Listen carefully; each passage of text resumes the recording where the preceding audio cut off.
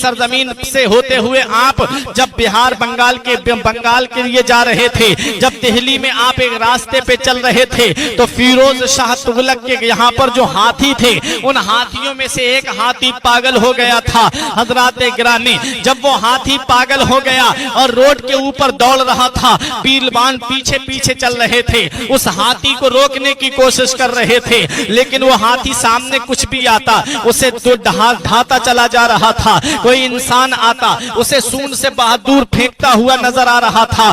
دکانیں اجاڑ دی اس ہاتھی نے، کئی لوگ اس ہاتھی کے سونڈ کے سامنے آئے اور ان کو اس نے زخمی کر دیا۔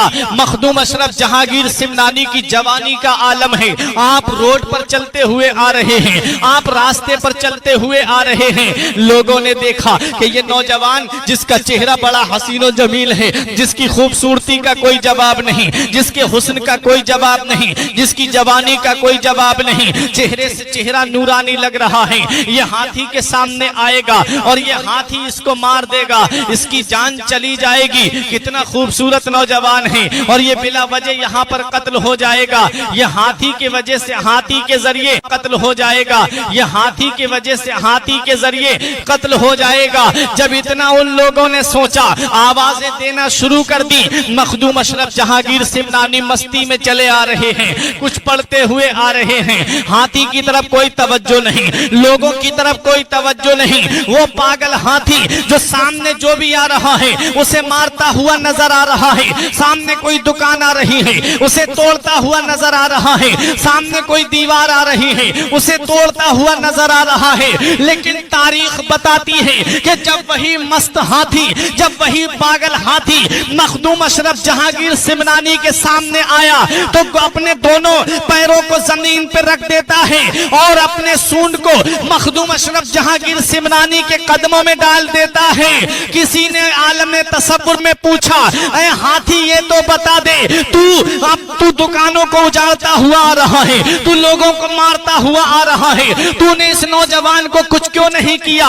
تو ہاتھی اپنی زبان میں جواب دیتا ہے کہ میں اتنا بھی پاگل نہیں ہوا ہوں جو فاطمہ کی اولاد کو نہ پہچان سکوں، میں اتنا بھی پاگل نہیں ہوا ہوں جو علی کی اولاد کو نہ پہچان سکوں۔ اس راز سے واقف ہیں زمانے والے، زندہ ہے محمد کے گھر آنے والے۔ حضرات گرامی، وہ مست ہاتھی جو دکانیں اجاڑ رہا تھا، وہ مست ہاتھی، وہ پاگل ہاتھی جو سامنے آتا اسے زخمی کر دیتا یا مار رہا تھا، وہ مخدوم اشرف جہانگیر سمنانی کے سامنے آ کر کے اپنے سونڈ کو آپ کے قدموں میں ڈال کر کے گویا غلامی کا سبق دے رہا ہے، غلامی کا پیغام دے رہا ہے اور اپنی زبان سے یہی کہہ رہا ہے کہ میں پاگل ضرور ہوں لیکن علی کی اولاد کو ضرور پہچانتا ہوں، فاطمہ کی اولاد کو ضرور پہچانتا ہوں، حسین کے لاڈلوں کو ضرور جانتا ہوں۔ یہ آل رسول ہیں کہ جن کا چہرہ دیکھو تو آل رسول، جن کی ذات دیکھو تو آل رسول، اور پوری دنیا کو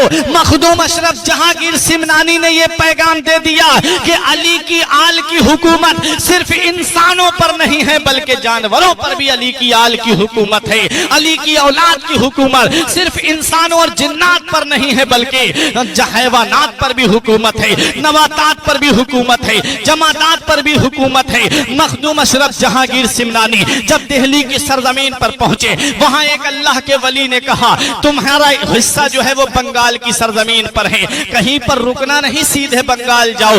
مخدوم اشرف جہانگیر سمنانی بنگال کی سرزمین کا ارادہ کرتے ہیں اور جب آپ بہار کی سرزمین پر پہنچے تو بہار کی سرزمین پر ایک بہت بڑے اللہ کے ولی ہیں، تاریخ میں جن کا نام سید شرف الدین یحییٰ منیری ملتا ہے۔ ان کے وصال کا وقت قریب تھا، ان کا انتقال ہونے والا تھا۔ مریدین ذرا یہ تو بتائیے، اب آپ اس دنیا سے پردہ کرنے والے ہیں، کچھ ہمیں وصیت کر کے جائیے، کچھ ہمیں نصیحت کر کے جائیے۔ تب سید شرف الدین یحییٰ منیری نے کہا کہ میری وصیت یہ ہے کہ میرا جب انتقال ہو جائے تو میرے جنازے کی نماز تم میں سے کوئی نہیں پڑھائے گا۔ لوگوں نے کہا حضور جب ہم نماز جنازہ نہیں پڑھائیں گے آپ کے کے کوئی خاص خلیفہ ہیں؟ کیا آپ کے خلفاء میں سے کوئی ہیں؟ ان کا آپ نام بتا دیجئے، وہی آپ کے جنازے کی نماز پڑھائیں گے۔ سید شرف الدین یحییٰ منیری نے فرمایا میرے جنازے کی نماز وہ پڑھائے گا جو سید صحیح النسب ہوگا، اور جو قرأت سبع کا حافظ ہوگا،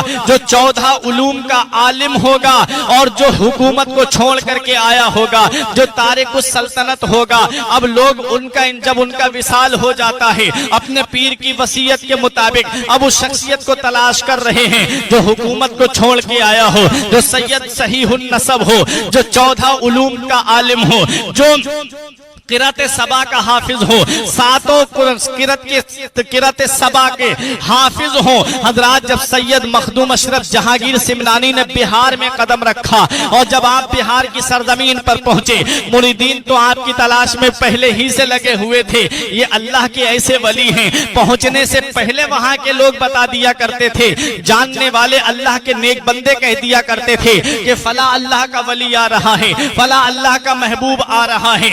سید شرف الدین یحییٰ منیری نے آپ کے آنے سے پہلے ہی آپ کے بارے میں بتا دیا تھا کہ بہار میں اس شخصیت کا سواگت ہونے والا ہے، بہار میں وہ شخصیت آنے والی ہے جو حکومت کو چھوڑ کر کے آئی ہے، بہار میں وہ شخصیت آنے والی ہے جو قرأت سبع کے حافظ ہیں، بہار میں وہ شخصیت آئی ہے جو 14 علوم کے عالم ہیں۔ لوگ آپ کے انتظار میں نظر جمائے کھڑے ہوئے تھے، آپ کا انتظار کیا جا رہا تھا۔ جب مخدوم اشرف جہانگیر سمنانی نے بہار میں قدم رکھا، لوگ آپ کو خانقاہ میں لے کر کے آئے اور کہا کہ آپ کہاں سے آئے ہیں؟ فرمایا میں سمنان سے آیا ہوں۔ کہا سمنان سے آپ کیا بادشاہ تھے؟ فرمایا ہاں میں بادشاہ ہوں۔ کہا آپ سید ہیں، آل رسول ہیں، صحیح النسب ہیں؟ آپ نے فرمایا الحمدللہ میں آل رسول ہوں۔ کہا کہ آپ قرأت سبع کے ساتھ قرآن کے حافظ ہیں؟ آپ نے قرأت سبع کے ساتھ قرآن کے حافظ ہیں؟ آپ نے فرمایا ہاں الحمدللہ۔ کہا آپ 14 علوم کے عالم ہیں؟ کہا ہاں الحمدللہ۔ کہا آپ جنازے کی نماز پڑھائیے۔ پہلے آپ نے ٹالنا چاہا لیکن سید شرف الدین یحییٰ منیری کے خلفاء بضد ہو گئے، بولے نہیں آپ کو جنازے کی نماز پڑھانا ہوگی۔ آپ نے جنازے کی نماز پڑھائی اور جب جنازے کی نماز پڑھا کر کے جب آپ ان کو دفن کر دے، ان کو خانقاہ میں دفن کر دیا جاتا ہے تو اچانک سے تھوڑی دیر کے بعد میں سید شرف الدین یحییٰ منیری کا ہاتھ قبر سے باہر نکل آتا ہے۔ تمام مریدین گھبرا گئے، تمام خلفاء دیکھ کر کے حیرت میں پڑ گئے، یہ ہاتھ پیر و مرشد کا باہر کیوں نکل کر کے آ گیا ہے؟ حضرات گرامی سید مخدوم اشرف جہانگیر سمنانی سے لوگوں نے کہا یہ پیر و مرشد کا ہاتھ باہر کیوں نکل آیا ہے؟ تب کہا کہ مردان غیب سے حضرت کو ایک تاج ملا تھا اور حضرت نے وصال سے پہلے تم لوگوں کو وصیت کی تھی کہ وہ تاج میری قبر میں رکھ دینا میرے ساتھ میں، تم نے وہ وصیت کو پورا نہیں کیا۔ ایک مرید آنکھوں سے آنسو پوچھتا ہوا کھڑا ہوا، بولا ہاں وہ تاج میرے پاس میں ہے۔ حضرات گرامی جب وہ تاج لایا جاتا ہے تب وہ تاج آپ کے ہاتھ میں دیا جاتا ہے، ہاتھ نیچے چلا جاتا ہے۔ اب یہاں پہنچ کر کے ایک عقیدے کا مسئلہ بھی سن لو،